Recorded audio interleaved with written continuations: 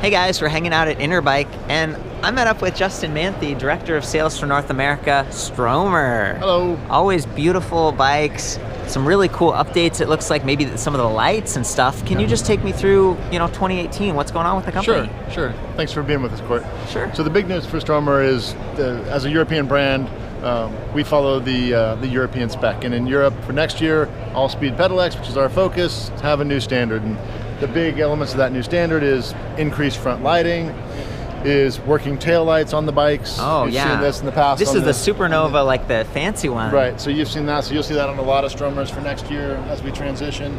Oh, yeah. And then also an audible electric horn. Can I beep that? The horn is not functional yet. Maybe best for the show. Yes, maybe best for the show. There's a guy on his cell phone right there. I don't want to blast him. This is like the M99? This is M99 Pro. So wow. The cool thing about M99 Pro is it has not only daytime running lights, but it has a photosensor. So at night it goes into a high beam, low beam, 1600 lumen high beam. Most powerful light in the business.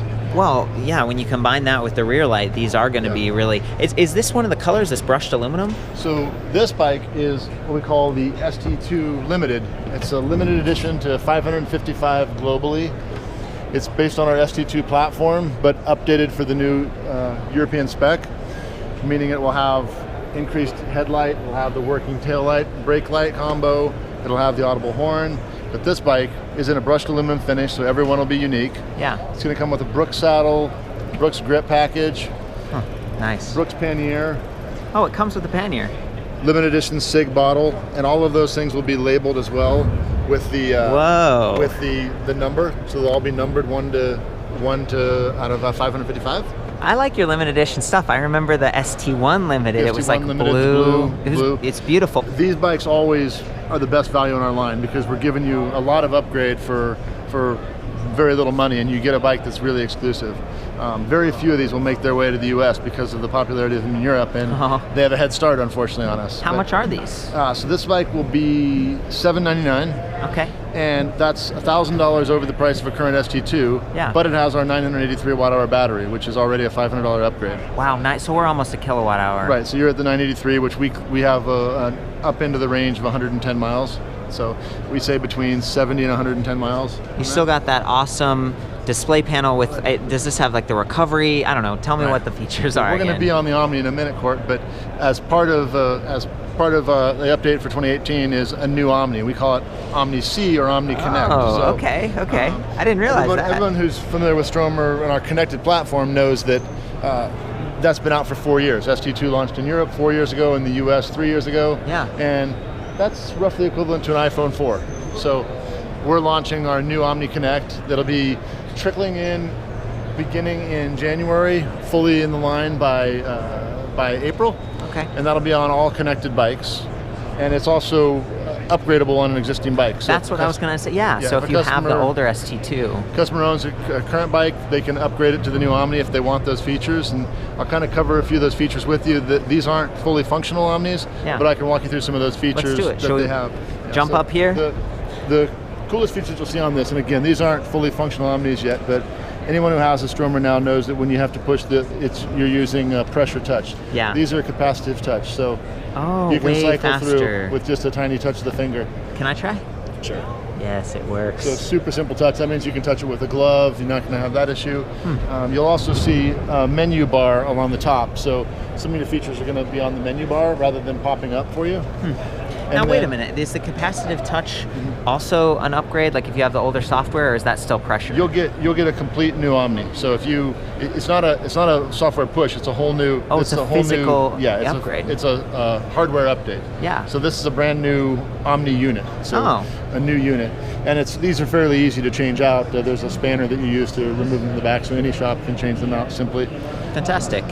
There's also indicators for charging, which aren't visible here, but as you know now on your charger, it's going to give you red light, green light. That's going to appear now on your bike display. So you're never going to unplug the bike without it being fully charged. It's handy. Real quick, I'm sorry, Justin, but this just crossed my mind. The new horn and like the buttons and stuff, is that also something that you would get if you upgrade like the Omni? The new spec is independent of the Omni. So all bikes are going to get the new Omni as of April 1st next year. Okay. Some will get it before then. and anybody who has a bike in the field is welcome to upgrade that and bike. you pay, do you know how much that is for that hardware? The retail price on an Omni is going to be $650. Okay. But you remember, this is essentially an iPhone. This is a Sure. piece of hardware. It has 100 times the memory of the current Omni. So. Well, and does it come with this horn button? It doesn't come with the horn. So the horn right now is There's like some physical thing that has to be added for that, probably. And you can't run the new horn on an existing bike. So that's one thing that's not. That's what I was trying to get at. You got it. Thank you. So the horn and the lighting. So lighting, and this is because of the different electrical systems. These are all going to be a 12-volt electrical system in the future. Yeah. So you can't. There's no backwards compatibility on the new features in terms of horns and lighting. Same with the rear tail light. Unfortunately, you can't take an existing bike and put a new tail light or brake light on it. But at least the Omni works. I mean, that to me, that's a win. And but while we're here, this is also a pretty capable looking light. It's not the Supernova, is it? Right, it's not the Supernova. As part of the standard for the European speed pedelecs, they have to have a consistent lumen output. Okay. And some of the lights weren't meeting that standard. So in fact, the only light in our line that really met the new European standard was the M99 Pro on the ST2S. So everything else will get a lighting upgrade if we're following the European spec. Yeah. So you can see the difference between a current ST1 X and a new ST1 X. The changes are fairly subtle, and they really don't change the value proposition. On the ST1 X, what you're going to get in terms of upgrades is you're going to get the working brake light, which is always cool. Works on both brake levers. Can you catch that quick? Oh yeah, that's great. So either brake lever is going to do that. That's nice. You're going to get an upgraded light, which provides a little more consistent lumens. Then you're going to get the audible horn. Oh, is that down here? The horn, the actual horn is here. Look at that. Beep. I'm just simulating. This is simulation. And the horn really is a nice feature because, as you can imagine, these previously had a bell, and ringing a little bell doesn't exactly express what's coming behind you. Doesn't command the same. Yeah. Well, and the other question, or I guess something I've noticed, the ST1 X, it's exciting. I love that you got the bottle cage bosses on both the high step and this sort of mid step design. And is this a new color? It's like a champagne. This is a new color. We have two new colors. We have we call this sand. It's somewhat of a rose gold. It has a little bit of a pink tint to it when you get out in the light. Yeah. And then ocean is a deep blue color. Oh. And those will keep the orange and the charcoal will stay in the line, but we'll have 4 colors in our ST1 X platform. We'll retain the 2 ST2 colors, the black and the white, one of the traditional best sellers. Yeah. And then we'll, of course, still have the ST2S and the charcoal. Can you go through the prices of like the lowest price to the highest price bikes? Sure, and I've got some great news there. Cool. So, ST1 X, there's no price increases this year, which is always great. And especially you can see with the new software and a lot of value adds. Yeah. So ST1 X remains at $49.99. Okay. The ST2, which is currently at $69.99 with the 814 watt hour battery, is going to go down to $64.99, so a $500 price decrease on the ST2. Nice. The only update to the ST2 will be the Omni. It's not going to get the full new spec. Yeah. So it'll get the Omni update, which, as we talked about, is at retail a $650 update. Yeah. Well, and real quick, one of the, the big difference visually for me has always been from the ST1 X to the ST2 is this awesome like USB charger light thing. What are the other? What are you getting when you upgrade? Sure, we call this the kind of the faceplate of the bike. Yeah. It's really it's its smile. So the big difference between an ST1 X and an ST2, you get an upgraded drivetrain. Yeah. This is an XT drivetrain. You get a bigger battery. You get obviously the lighting system, but the biggest deal really is you get component upgrades across the board. So it's equivalent to looking on a mountain bike, a Dior spec versus an XT spec versus an XTR spec. The motors are similar, but the ST1 X motor is a little bit detuned. It's a 35 Newton meter versus 40 Newton meter. Okay. And do they still have kind of the regen sort of thing? They still have all the same recuperative features. And does that work with either lever? Like you pull the brake levers, or how does that work? For Stromer, the regen works in a different way. We actually have 2 different kinds of recuperative braking in the bike. The motor braking, which is the more interesting part, is of course 3 power modes, 1, 2, and 3, and you can look at that as 1 being 33% of the power, 2, you're going to go 28 when you're in mode 3. You've seen boost feature before, Court. If you hold down the button in 3, you go into boost mode. Boost mode requires a pedal actuation, so it's not a throttle, it's actually a boost. Okay. That'll take you to about 12 and hold you at that speed. We use that to go from stoplight to stoplight.